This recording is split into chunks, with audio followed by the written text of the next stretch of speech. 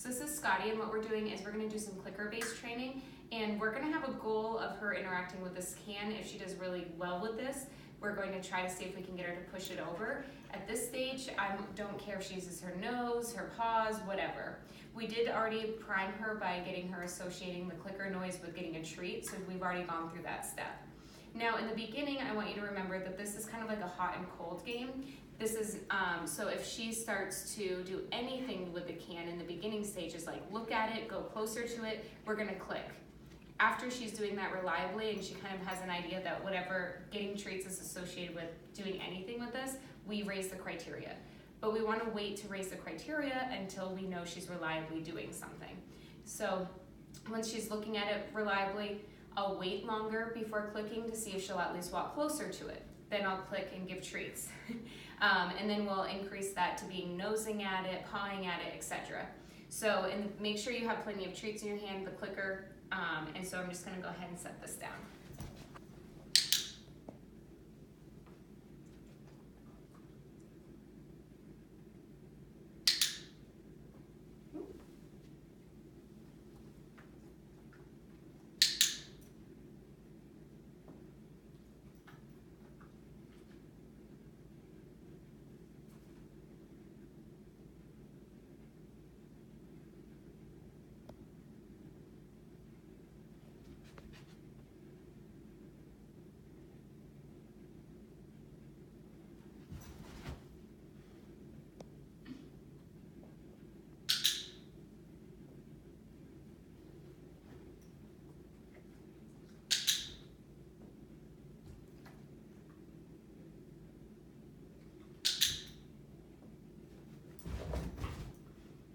She's a puppy, clearly, so she's still very excitable.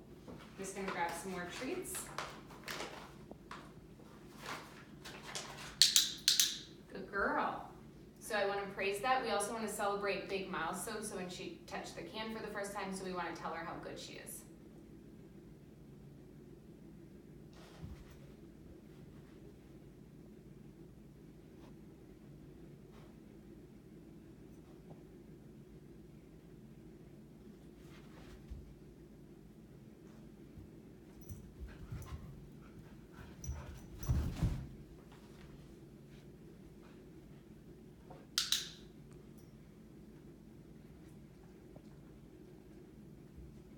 This is great because it's a problem-solving game, so it's helping her start to figure out how to figure out what we're looking for. So it's using a lot of cognitive energy, which means that she'll be burning off energy. So this is especially great in the winter, rainy days, things like that.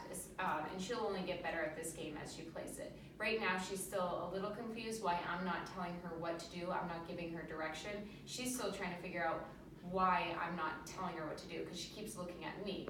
Over time, when you get this clicker out, it's going to be a signal that she should start offering behaviors on her own. So this is the very beginning stages.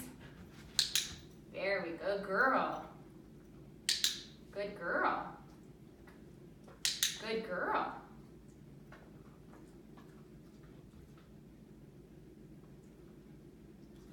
Good girl. Notice that time she intentionally looked at the can. Just getting some more treats, so I'm ready. So she's starting to understand, okay, it has something to do with this object. I'm just breaking the treats in half.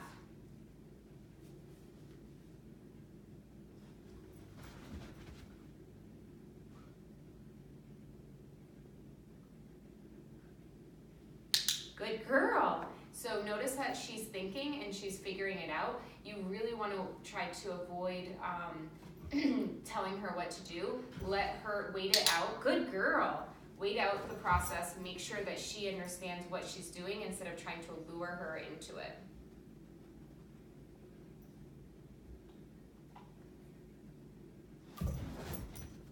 Well, that doesn't count as knocking it over. Good girl. Good girl. Good girl.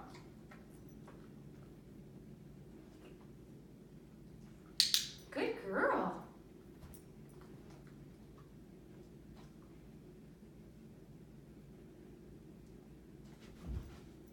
Good girl.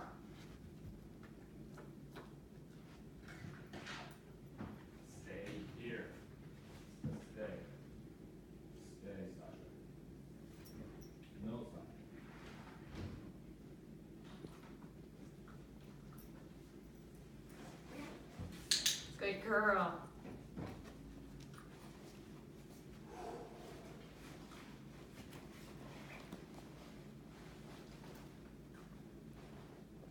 Good girl.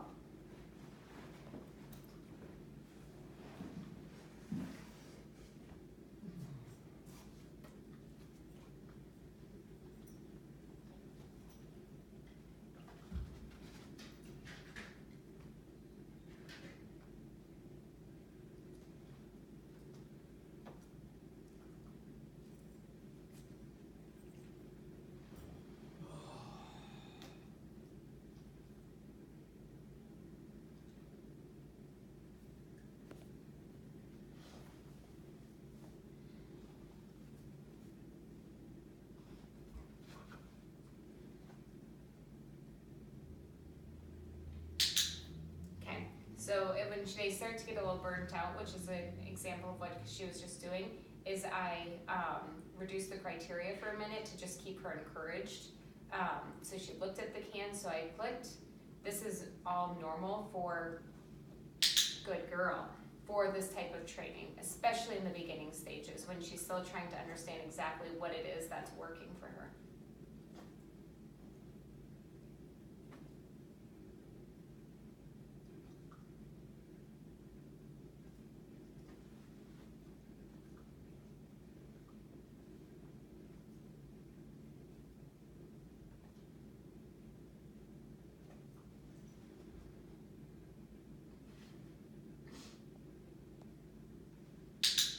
Girl, see how she's intentionally doing things now. Good girl. See, give her a couple more tries. See if we can get her to knock it over. Otherwise, we'll end it because we don't want to get to the point where she's so exhausted. It is the first time she's gone through that experience. Another thing I just want to mention as a side note, you never want to replace treats with a clicker because then the clicker won't be meaningful and it won't be beneficial to the dog. So every click gets one treat. Good girl.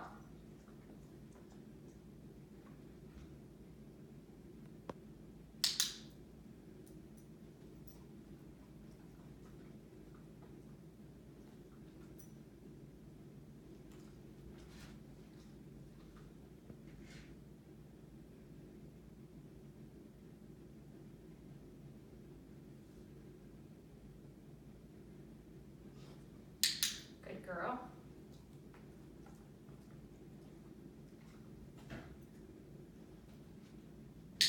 Good girl.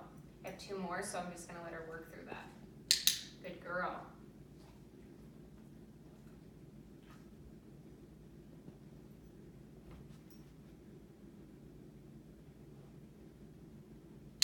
Good girl.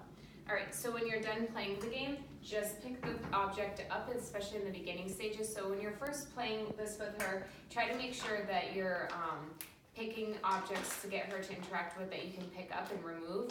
Otherwise, she's gonna keep sitting there trying to figure out what you were supposed to be doing. So it gives her a good natural break. So just make sure that whatever you're using, over time, you can use this in all sorts of contexts and you don't have to remove the object that you're working with. But in the beginning, when she's still in the learning phase of even how the game is working, you want to be able to take that object away and then bring it back out next time you work with her.